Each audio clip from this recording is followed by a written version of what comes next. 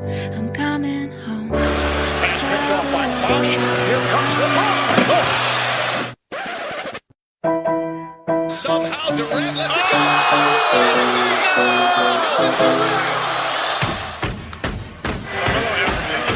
Unstoppable player we have in the NBA today. Let's go.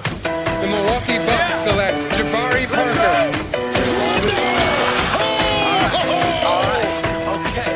The San Antonio Spurs are the world champions. Return to the Mac. Get him what it is. Hello everybody and welcome to the First Take UK podcast and our special NBA preview podcast. It is bound to be one of the most talked about, debated and fun NBA seasons of all time. We are kicking off, Stephen Edwards, with possibly the worst division in all of basketball. Why not start with the bottom? It can only go up from there, can't it? I mean, this is the worst division with the worst team. So let's get this one out of the way. It could be the worst division. It could be the worst team. We're going to start right there as we kick off our preview pods. We're going through each team. We've got two questions, a question each about each team, and a question from our good friend and Coach Marth has posed a question for each individual franchise throughout the previews. We will start with the worst team. We can only go up from here. The Philadelphia 76ers, they went 19-63, much to my surprise last year. I thought they'd win less, and they have done nothing but worsen their roster. Yeah, this is just a case of anyone good we'll let go, and we'll keep around any shocking player that we can, and then just try and get as many draft picks as we possibly can, and then try and move forward in a few years' time. It's an asset hoarding situation. You know, they draft Joel Embiid with the bad foot, bad back. They draft Dario Saric, who can't come over for a minimum of 2 years. So now, when you draft assets and you draft guys who can't play, it worsens the team now. Will they win 10 games? Can they win double-digit games? That's a question I've been asking myself now for a while, all through the off-season. I think it's going to be close. What's the worst? I don't know, 7 wins in this shortened season, wasn't it? That from a winning percentage point of view, I think that might be the case. Charlotte. I think it was Charlotte, wasn't it? Yeah. Maybe.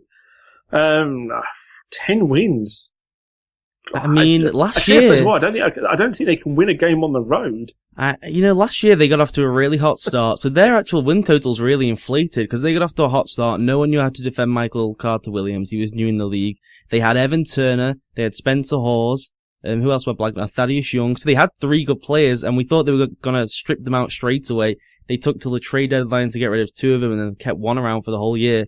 That win total's really inflated. Plus, they lost 26 straight last year.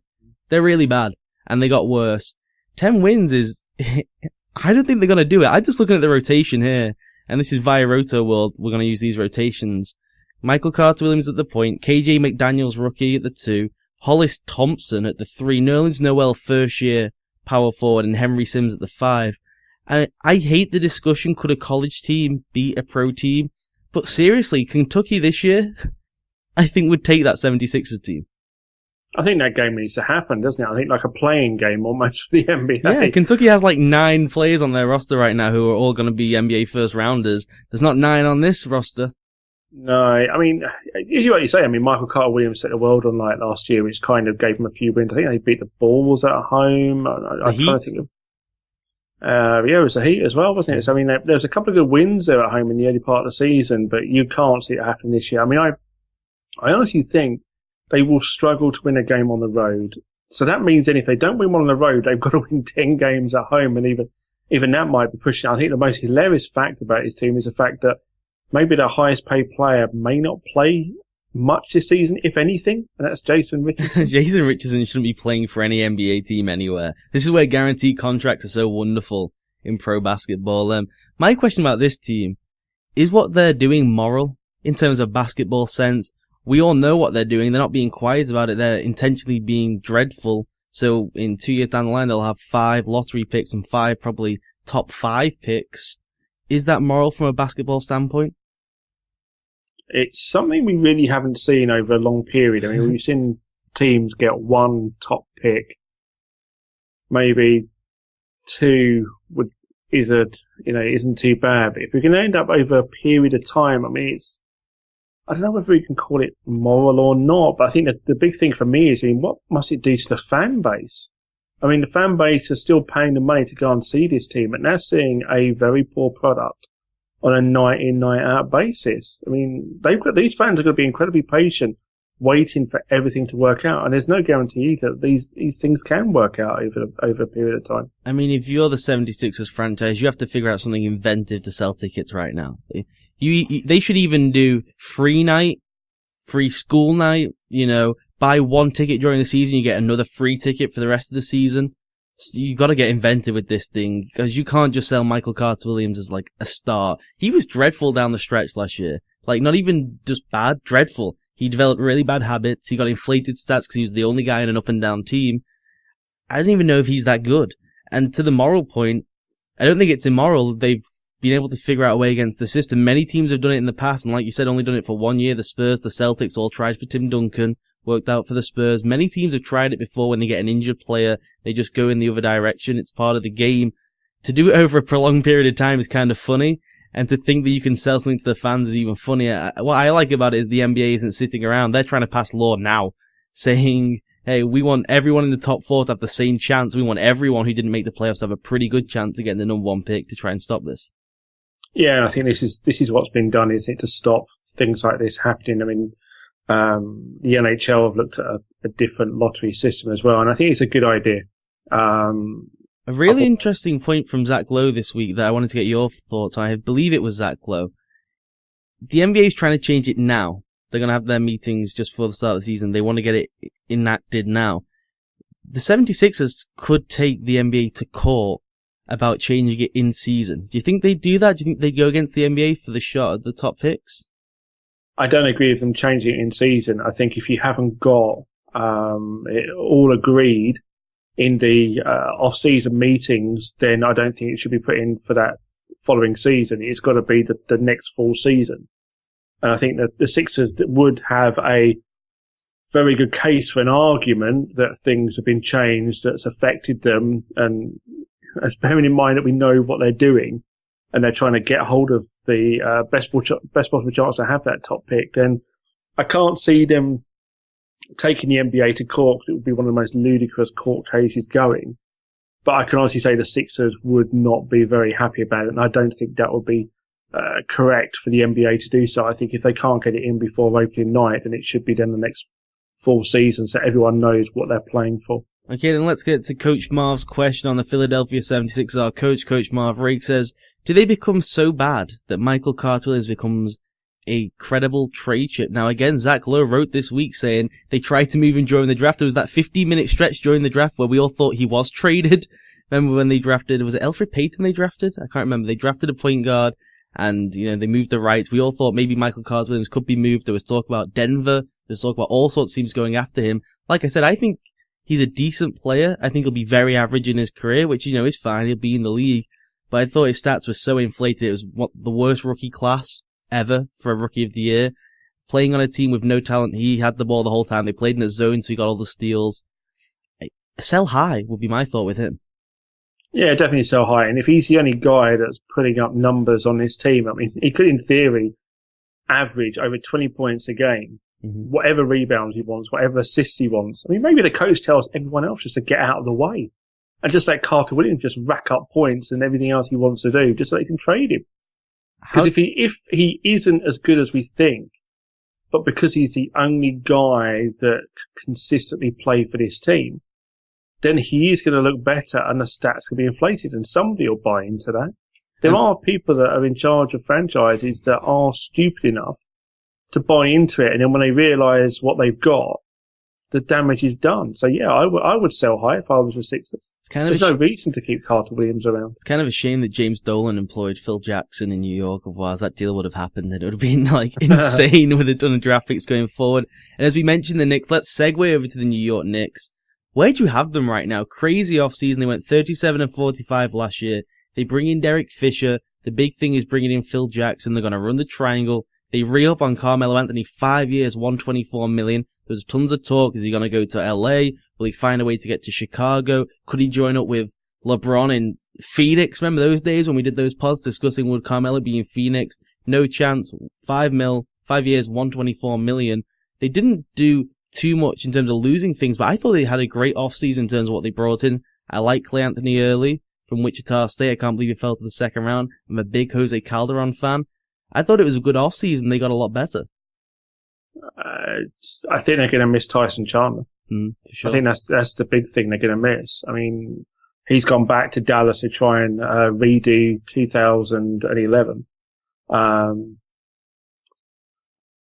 That's what I worry for me, not having him around. I mean, he was still a very good player with the Knicks, and now they've become even more of just an offensive team. So they've got Melo, they've got these guys that can spot up and shoot. Well, that's what they hope they can do, because they're going to need that scoring. But from a defensive standpoint, I think that's going to be one of their big issues coming into this. But you have to think, bringing in a guy like having Phil Jackson around, Derek Fisher was the guy that they wanted to do this job.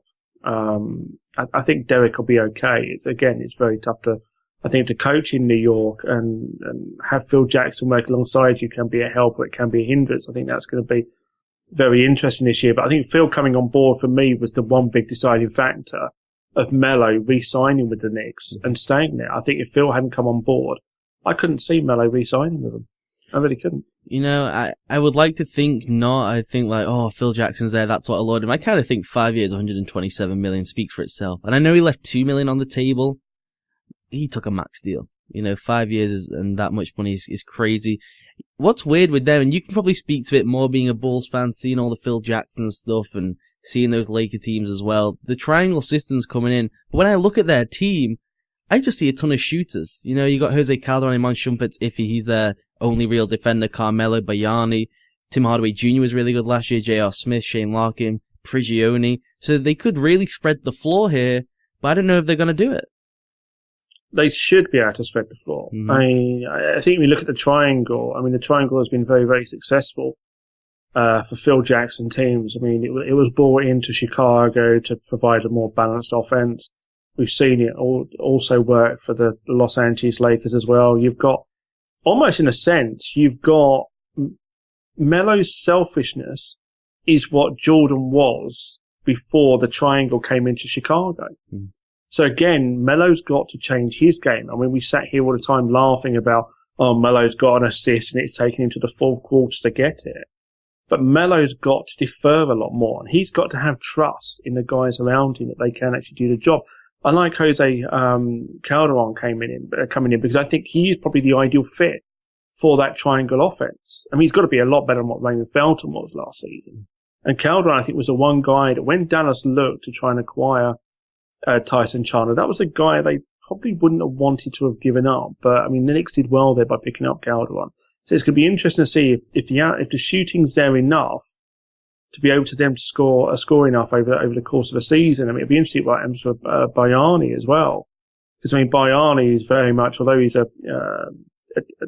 power forward / center, you can even play that if they really want to go that kind of way.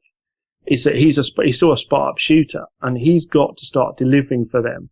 When they brought him in, they kind of had high hopes that Bayani and Melo would be able to try and carry this offensive load, but obviously it didn't work out because of Bayani having injury problems and everything else. But this is really like a telltale season now, because I have a feeling another year and a full year with Phil Jackson being on board, if any of these guys really don't perform, they're going to be shipped out of there very, very quickly. The key questions for them, do they have enough defense? I mean, enough, any? Samuel Dalembert comes in. Have you noticed this sort of shift in philosophy that now Dalembert could be really good now that he's in New York? Like, he couldn't hold down the rotation spot with the Mavericks. There's a reason they let him go in that trade as part of just salary. And Shumpert's a really good defender, we think, but could he just be good because everyone else in New York's really bad? So I still don't know if Shumpert's a good defender. When I look at this team, not just the defensive thing, the thing that I like about them, they do have some flexibility. Dalembert, Shumpert, and Stoudemire's contract, they could make a move if they wanted to go and get a decent center or a rim protector.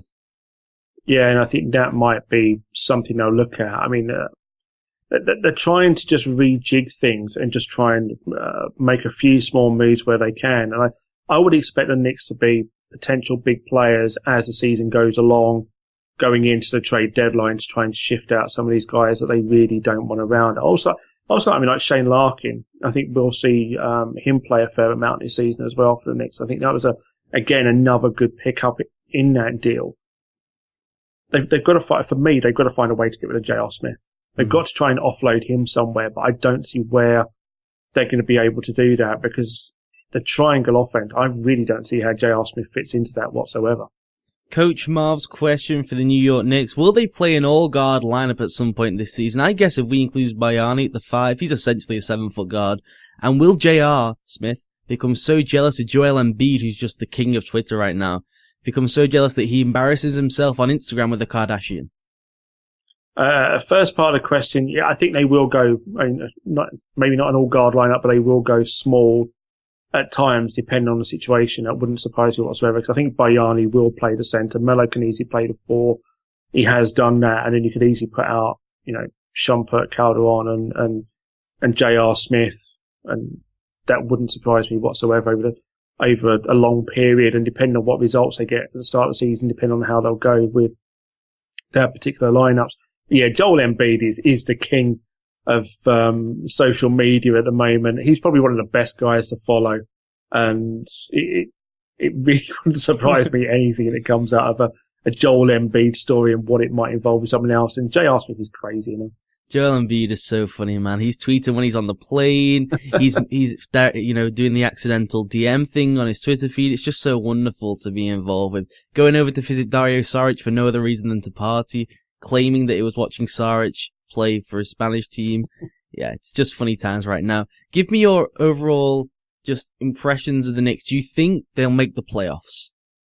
Yeah, I think they will make the playoffs. I think they are the 8th seed. In the Eastern Conference. I mean, I think that this whole thing is that you put them in the 8th seed. They're probably the 8th seed you wouldn't want to play because you never want to play an 8th seed which has got a superstar. Mm-hmm. So Melo could, on his own, win a game, potentially win 2 games. I think you're feeling a bit happy about yourself now it's a best of 7. I think you wouldn't want to face the Knicks in a best of 5 where it's Melo's involved then. I think, yeah, they are a playoff team because I still don't think the Eastern Conference is still that deep at the moment. I think they'll narrowly pick maybe the Pistons for that 8th spot. I think the Eastern Conference made as a whole a shift forward. It improved more than people will give it credit for. The key thing is that a big playoff team shifted way back because they lost Paul George and Lance Stevenson.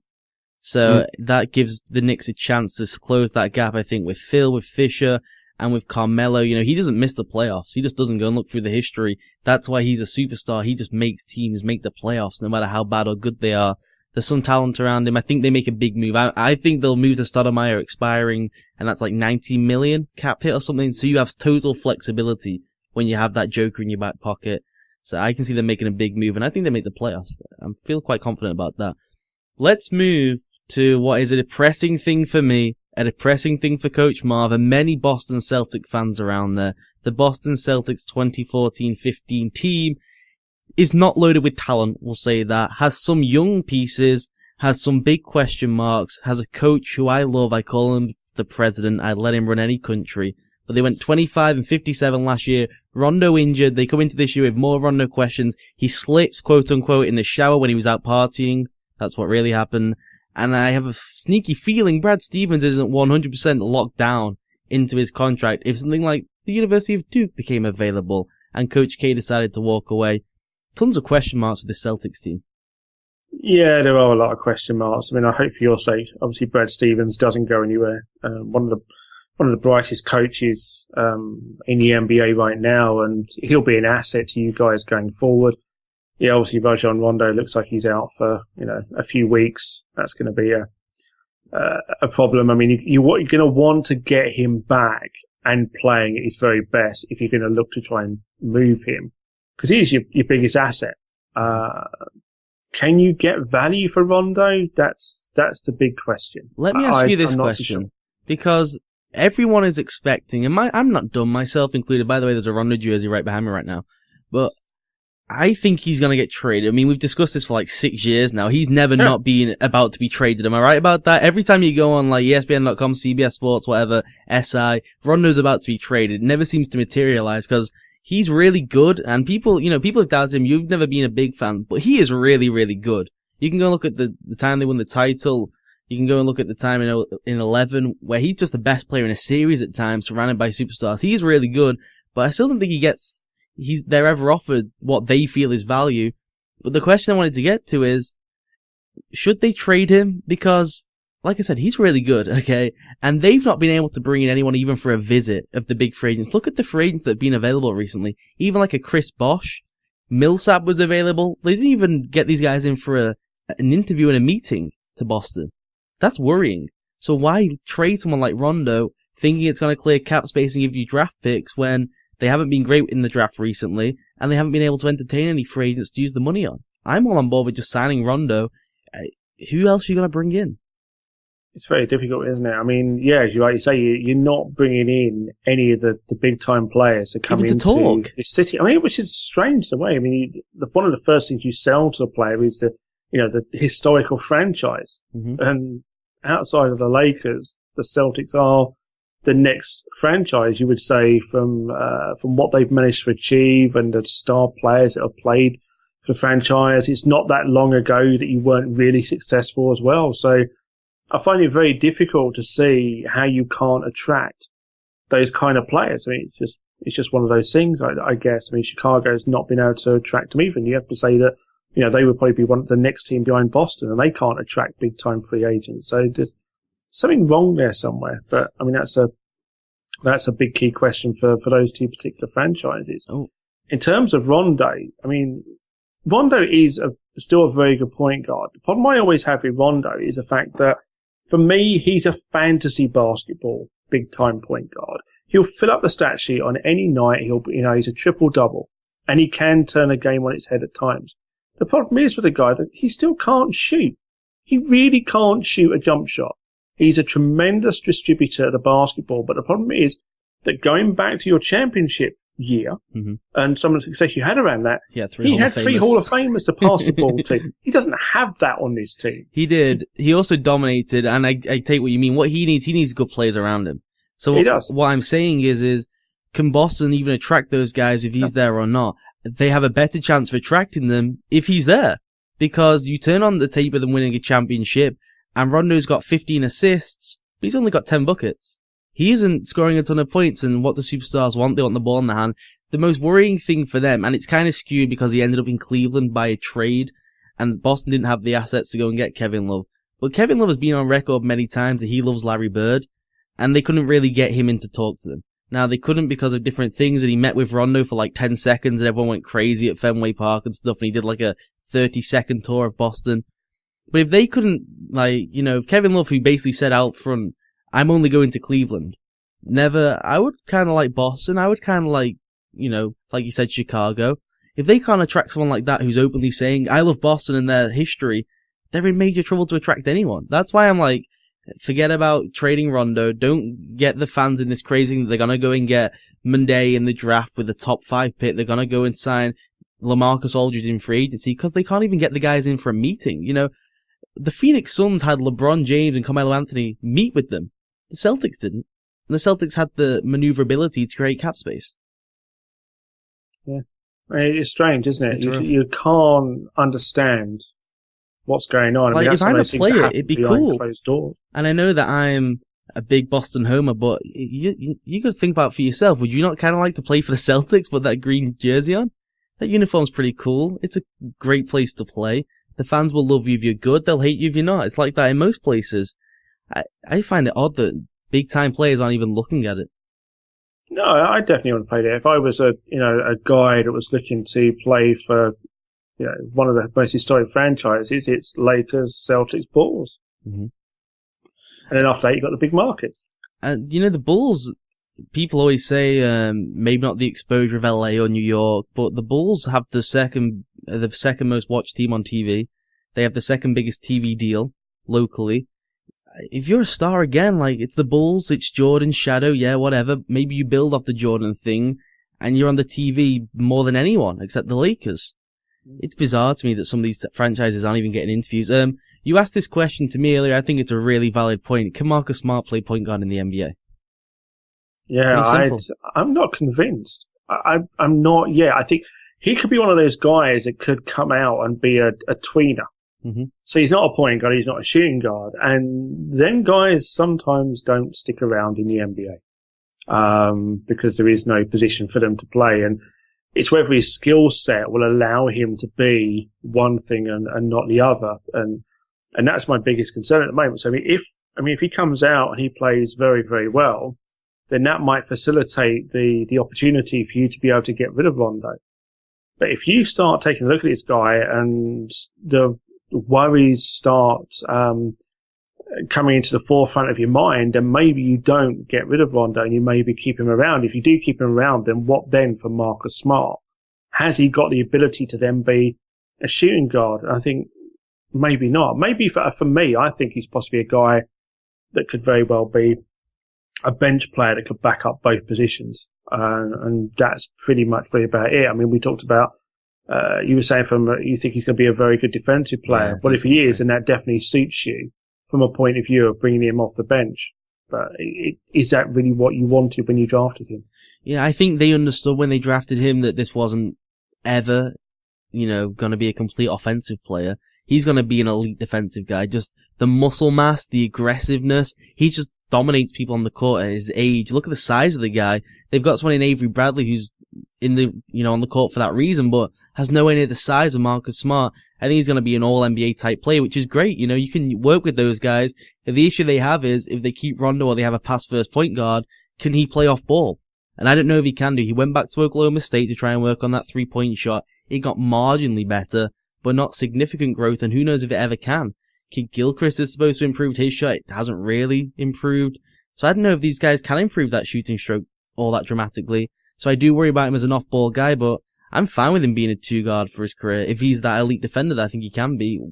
Sometimes in the NBA, you look at everyone in the NBA, usually, like I said, the tweeners lead the league because everyone can do something at an excellent level. Whether it's shoot, defend, or if they're a superstar.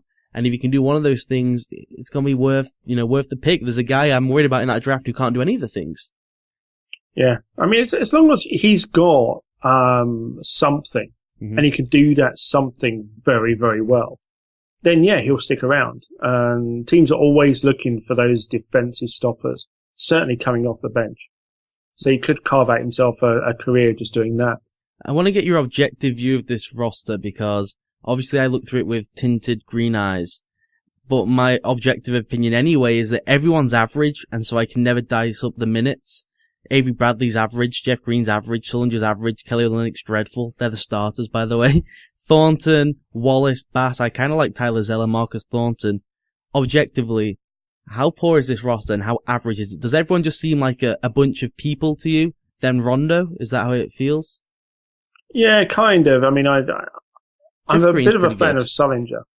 Really? I think Sullinger, he's one of those guys I think could be like he can do a job on a night in, night out basis. Whether he should be starting in this league is another matter. Should he be taking those 3-point shots that he's so keen to take? Thank you. No, Crash the boards, big fella. You're like 6'11". You were great at rebounding at Ohio State. I know he's worried about the back, but forget the 3-point shot. It's not your game. No, from a rebounding point of view, that's what I like for him. I want him closer to the basket, doing his work on the boards, and that's it. He's going to need to because Olynyk can't do it. Mm-hmm. He really can't. Why don't they play Olynyk at the 4, who's a guard who grew like 6 inches? That's the story when he was at Gonzaga. That's a bizarre story. People should Google that. It's really weird. Why didn't they play him at the 4 and then it almost makes Sullinger not take that 3-point shot? I understand they want to spread the floor, and you can have Sullinger and Olynyk both shoot threes. It's kind of cool. Bradley can hit them every now and then. Jeff Green can. But what's the point in spreading the floor and giving it to a guy if he's going to miss? This is the point I always make. Everyone always talks. I hear these podcasts, and I love listening to the CBS pod and stuff. They've got to spread the floor. If the guy can't hit the shot, what does it matter? But that's what the NBA has become these days. Mm-hmm. It's just all about how much can you spread the floor. That's the part of the NBA now that I don't like. You've got too many average guys taking those 3-point shots. Mm-hmm. And teams are putting up 30, 40 3-point attempts and not knocking them down at a decent clip. You get some really crazy nights where teams will go something stupid like 16 for 26 or something. And they're just lights out from 3-point range. But those are few and far between. there's teams like that are going like 13 for 40 or something stupid. If you're taking 43-point attempts and only knocking down 13 of them, you're taking about 15 too many.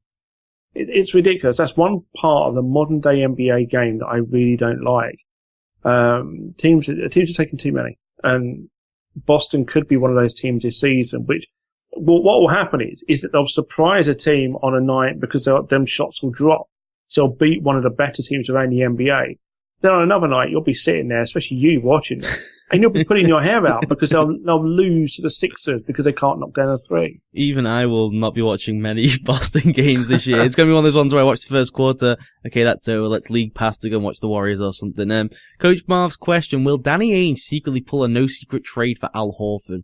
They have to trade for people. You know, they traded for Allen and they traded for Garnett, and I know those guys are kind of forced to trades, but like I said, they are attracting free agents at the moment. The best thing to do is trade for a guy like Al Horford, whose situation is kind of off right now in Atlanta. You'd say new ownership's coming in. Will they like Horford? Will they want to make a big move themselves? He's been injured.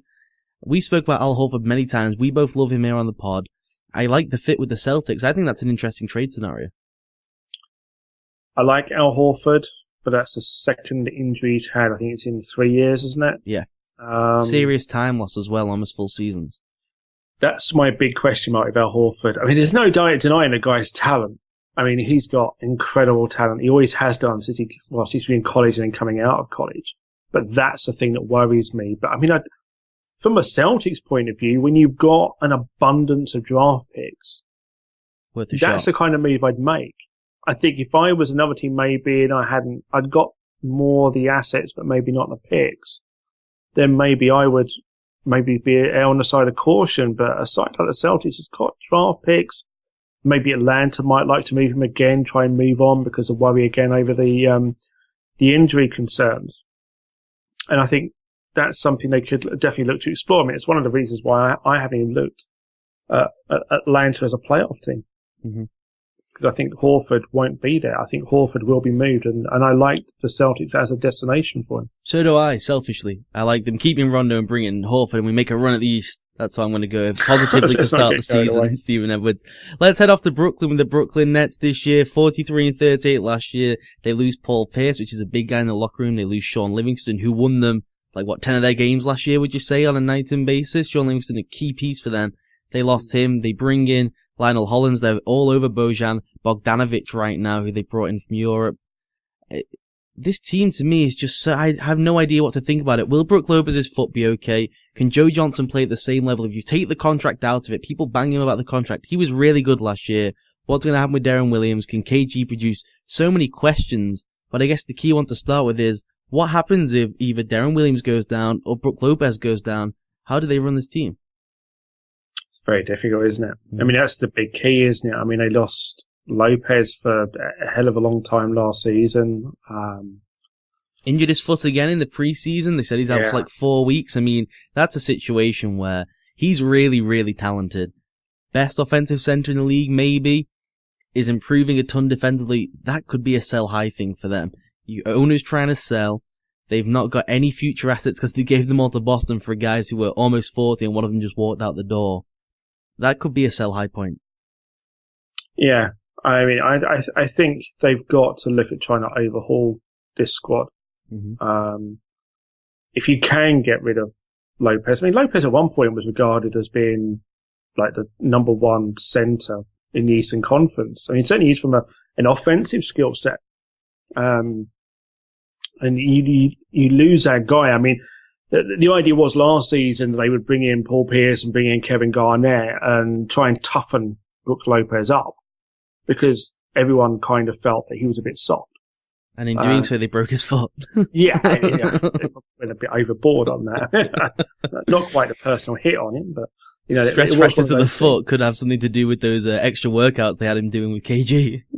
Yeah, but I mean, they had to toughen him up. They really didn't have a choice on that. They really had to look further into that particular thing, because otherwise it was just going to be a case of he was just going to be the guy that was going to be one of the better offensive centers around, but he wasn't going to be anything come the playoffs when they really needed him to step up to that kind of level. So, I mean, 17 games last season.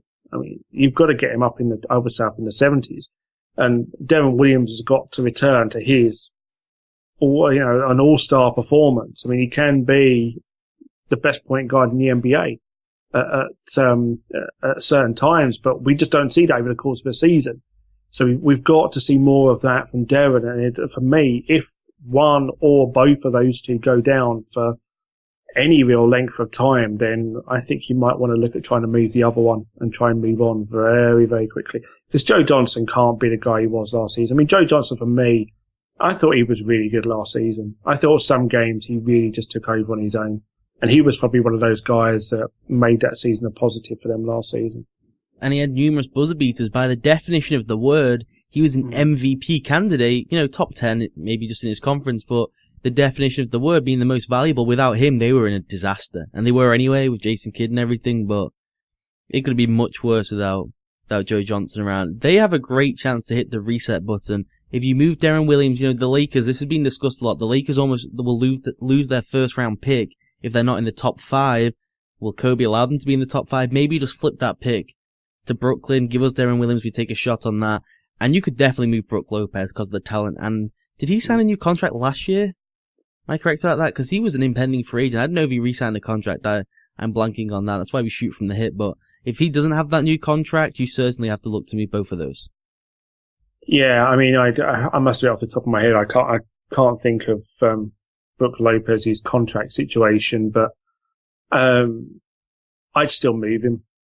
I really think you do need to, because you can sell on the fact of this guy being this offensive force.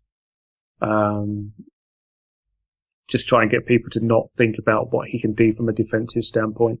So I'd definitely try and move Brook Lopez if you can. I'd even try and move Deron Williams. The problem is now, what value would you get for Deron? I think that's a big issue, because Deron's not now a top 10 point guard in the NBA. Oh no, he wishes he was a top 10 point guard in the Eastern Conference right now. He was dreadful last year. Can they get any production from KG? I highly doubt it. I think he should have retired, but he got that money, so he's going to keep coming back and keep getting them checks. They got Williams at the point, Joe Johnson at the 2, Bogdanovic at the 3, and then KG's, penciled in at the 4. You're probably going to see a ton of Mirza Teletovic. I just don't think he can offer anything anymore. And I think there's going to be a lot of guys. I don't think he's a cancer to a locker room because he's great and he's a big time leader, but he gets really angry and pissed off. We know this about KG. That's part of the persona. But if he's not pulling his weight in, suddenly you're going to have finger pointing. Why is he screaming at me when he's, putting up 6 and 6 or something like that?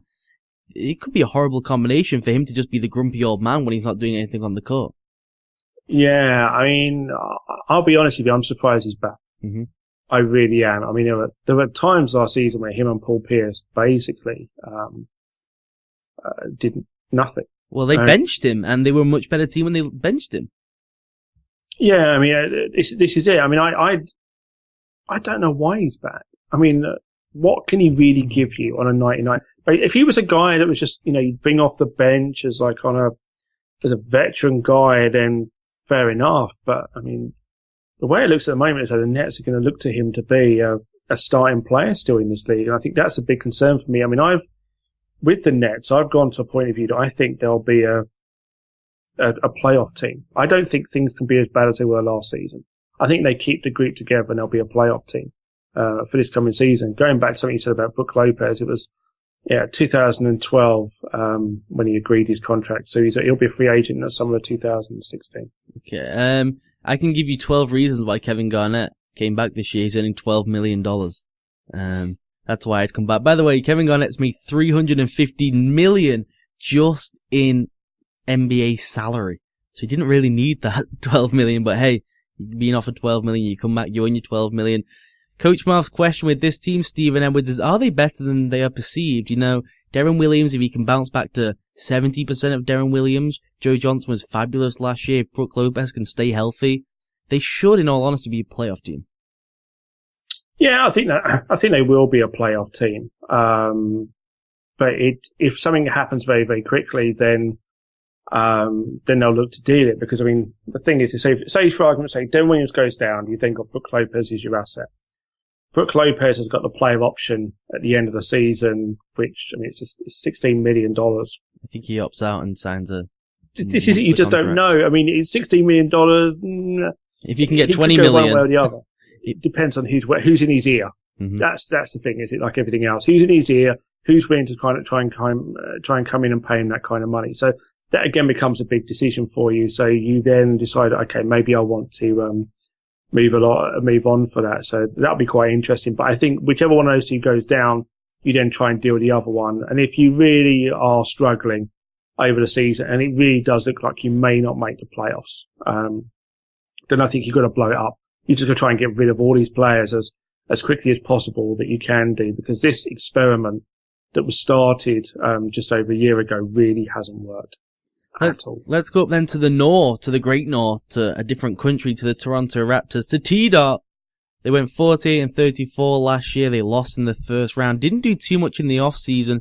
Just retained sort of their key core. Kyle Lowry, the big addition to come back. I love the Grievous Vasquez signing. Patrick Patterson comes back on an affordable deal as well. They draft Bruno Caboclo, who is the guy compared in size to Kevin Durant, but it's just a massive project of like 3 or 4 years. So they didn't bring too much in. But to me, Stephen, my question to you was, by how many games did they smoke the division? Because I just think they're such a class apart. I think Jonas Valanciunas takes a huge step forward on both ends of the court. I love DeMar DeRozan. I think Kyle Lowry will be deservedly an all-star.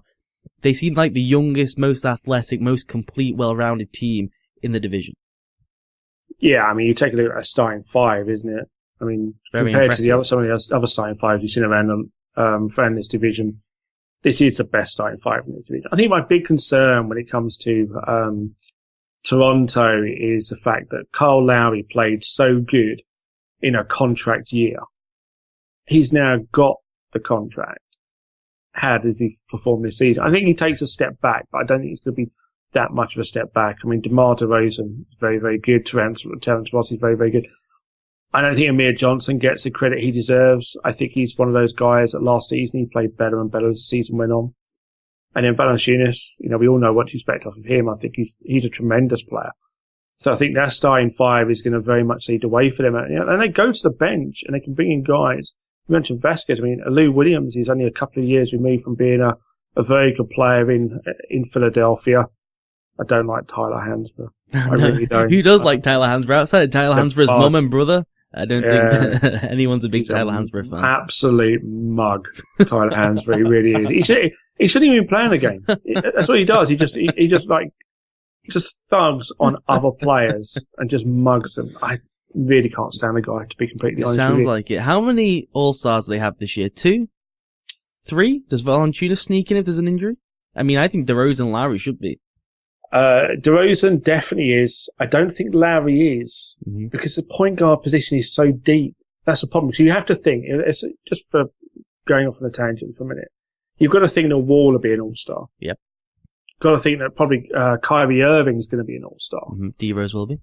And then that's it. It's D-Rose. There's 3 point guards straight away. Mm-hmm. Not going to take 4 point guards. So I don't actually think he will be an all-star. Valanciunas could get in on the basis that it's Noah, and then you could really pick one from a few. Yep. It could be Valanciunas. It could be Andre Drummond. So it could go to other players altogether when you look at it from Elise and obviously Brook Lopez would throw his name in there as well. So it could be interesting from that particular point of view. Plus the fact is not having a standard centre position either. It does make life a bit difficult. But I think DeMar DeRozan is definitely an all-star. I'd be surprised if he wasn't. But I don't think they're 1.5 maybe.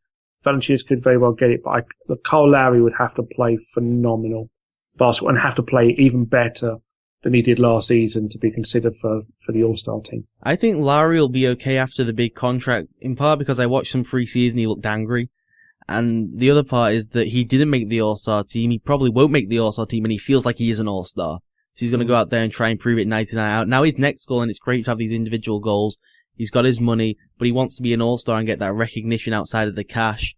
I think that's going to be a big thing for him. Plus, whilst DeMar gets the recognition, that might tick him off as well. The interesting thing with Valanciunas and the all-star game, like you just reminded me then, it's a front court thing now. Kevin Love just came from the west to the east. So there's another front court position gone.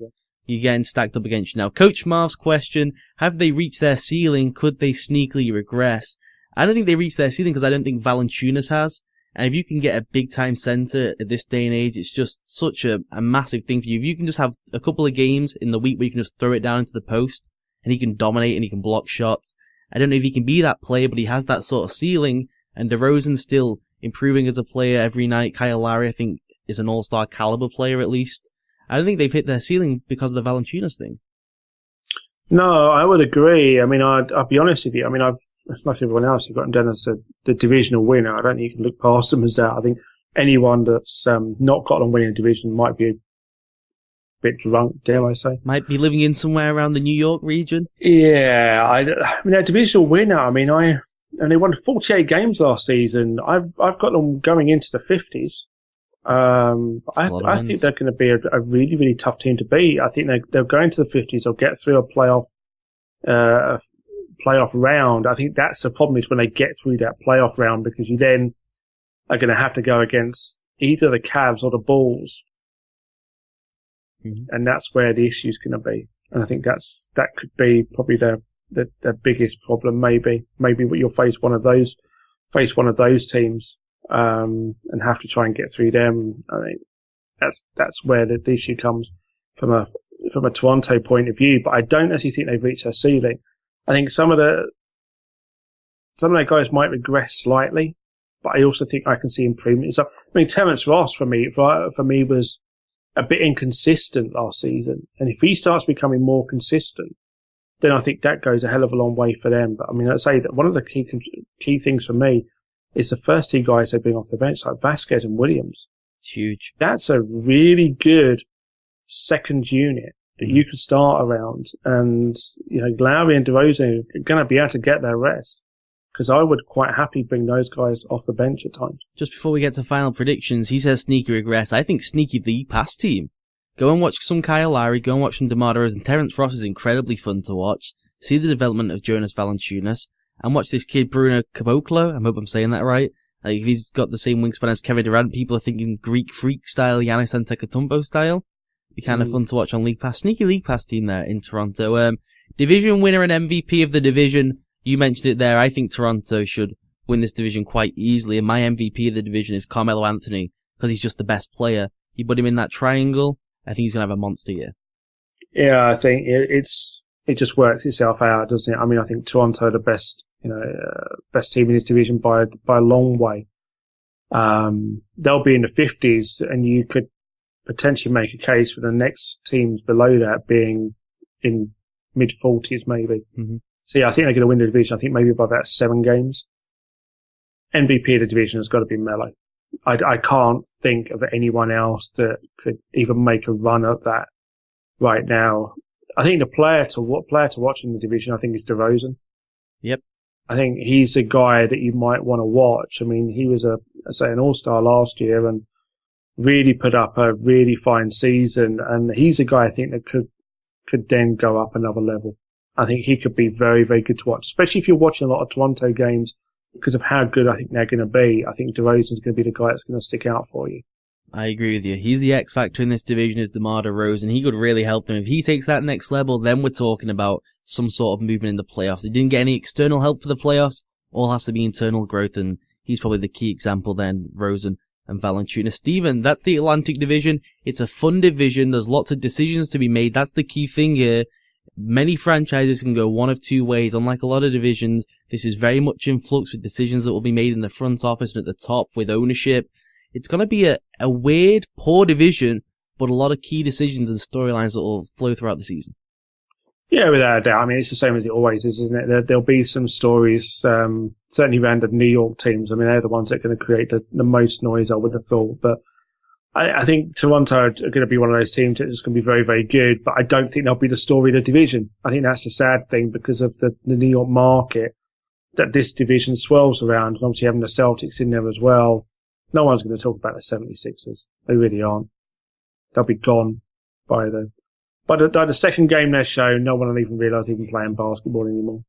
All right, then that's the Atlantic Division. Thank you for downloading. We will see you on the next NBA preview. Return to the Mac. Get up what it is, what it does, what it is, what it isn't. Looking for a better way to get up out of bed instead of getting on the internet and checking a new hit.